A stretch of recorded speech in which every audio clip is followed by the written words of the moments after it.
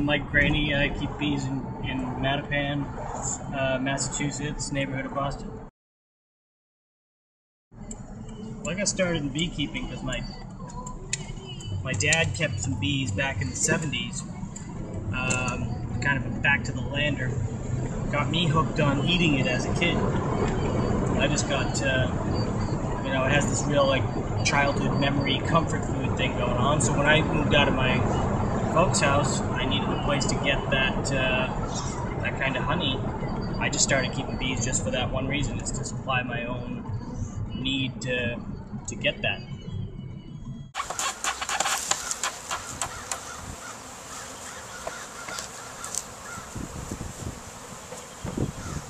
In a nutshell, you start with bees that you either buy or you can propagate your own bees, but you have to start with a kind of a core population of bees, one laying queen, and you try to grow the population.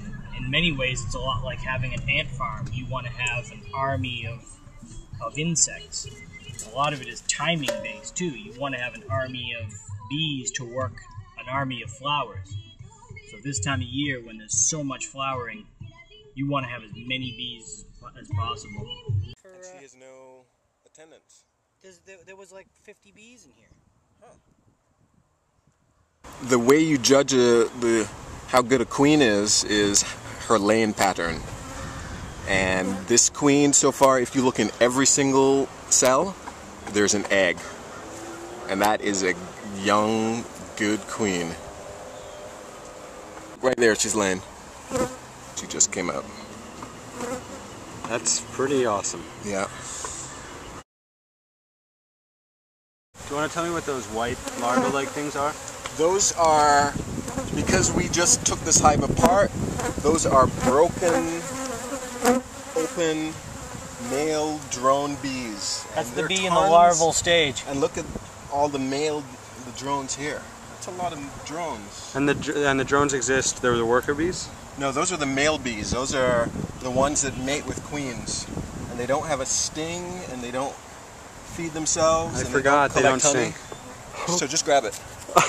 With your hand. Everything in my life is telling me not to grab that bee. And that's why you should.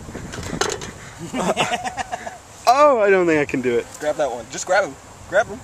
Ah! Grab him. He's trying to sting me. No. Oh, he just squirted something. He can't sting you. Yeah, what is they this? don't want stingers. He's squirting something.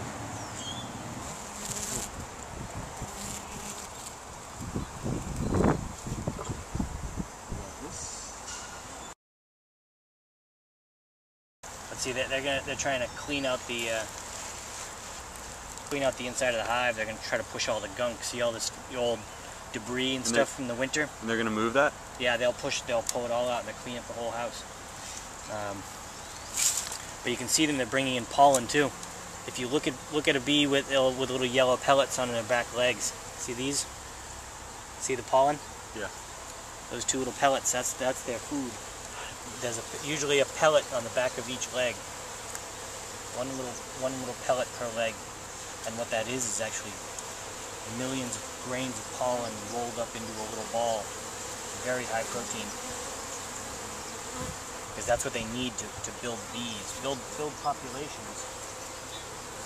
You know, to create meat, you've got to feed them protein. You know. So the wax is secreted by the younger bees. So all of that white new wax you see, they need the equivalent of 4 pounds of honey to make 1 pound of wax. And this is the prime time, once the nectar starts flowing, that they can build, and that's why I'm feeding them honey, so that they'll fill out all of these frames with wax so that the queen has space to lay and they have space to store nectar and pollen. And that's what's going to make a healthy hive. Do you still get stung a lot, or do you avoid getting stung? I try to avoid it. I still do get stung now and again. I don't usually wear gloves, so what I do is I work bees on days that I will most likely not get stung. Which is what? What does that mean? Well, bee colonies are a lot like like people and their moods. They on a cloudy, overcast day where there's not many flowers to work, there's less nectar flowing. They get more testy. But on days where it's a bright sunshine, lots of flowers, their bellies are filled with nectar. They're working. They're busy. They're almost too busy to sting you. How many times do you think you've been stung? Oh, too many to count. Too many to count. Yeah. Is it something you get used to? It still hurts. It still hurts, Yeah. man. I don't particularly like it. Don't particularly like it, but the way I kind of see it is, you take your lumps. That's the way I look at it. So I'm hanging out in the greenhouse right now, about 500 yards away from where the action is. Just got stung by about 6 or 7 bees. And what happens when they sting you is they leave this pheromone on your skin where they sting, and that basically alerts the other bees that you're bad news, and so they all come after you. So you have to stay away from them, or they're just going to keep coming after you repeatedly. So that's why I'm over here. To survive the cold winters, bee colonies huddle together for warmth, but often don't make it. The bees also must tolerate unwelcome inhabitants in their hives, like rodents who make nests and their young offspring who live in them. When the bees get too big for their enclosure, they leave. To combat this, beekeepers keep adding extra layers of hive to large colonies. This is called splitting. They're going to do it themselves when they want to, so the trick is to see that they're preparing for it and to beat them to it, because then we get to keep the bees as opposed to lose the bees. So that's why. It's like a plant that's getting too big for its pot.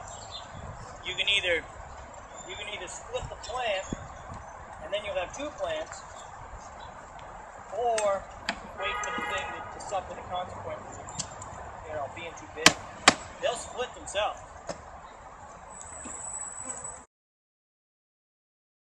The bees kind of they build their own comb where they put the honey in and they cap the comb. So essentially each little honeycomb is their own little jar of honey. So the extracting basically means taking that comb and punching, either cutting the cappings off, or what I do is scratch it with a fork just to pop the seal, and I spin it in a centrifuge where it gets extracted that way. Nobody paying bills with honey money, I'll tell you that. A lot of people think that I can make a living at this. There's no money to be made in this. Money changes hands, and sure, there's a little profit, but I essentially just keep rolling it over into the next year. I practically lose money every year.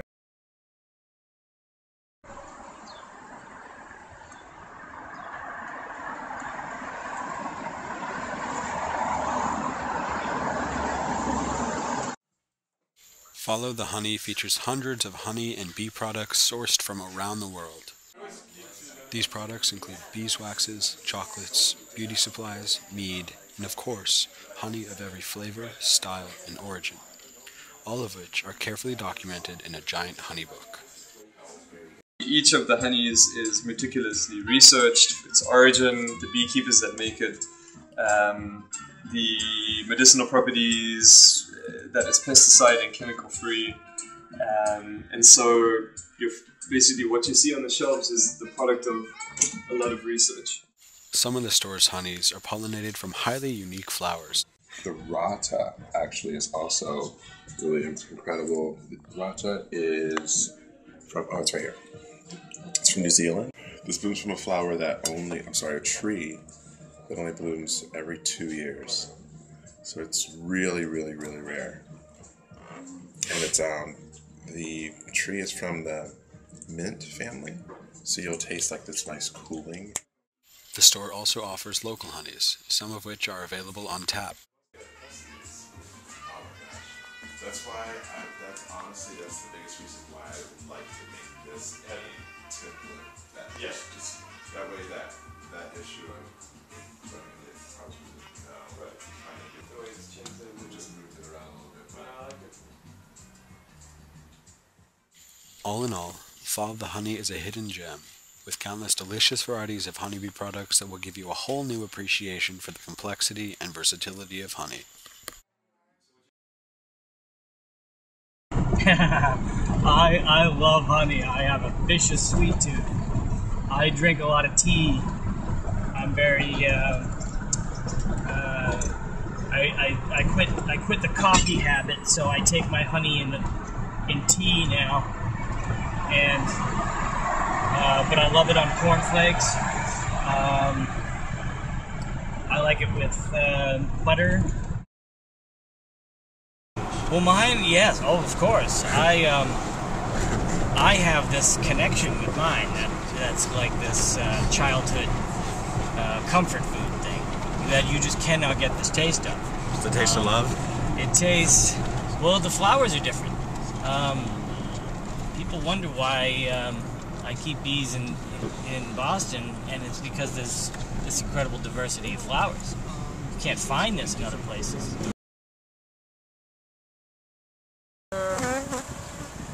That's the larva that would grow to be the queen. I wonder if and that's the jelly. But this here, this is a real delicacy. Really? I can't help but feel a little grossed out. What does that taste like? It's a real bitter taste. All right, Mike, let's get very high protein.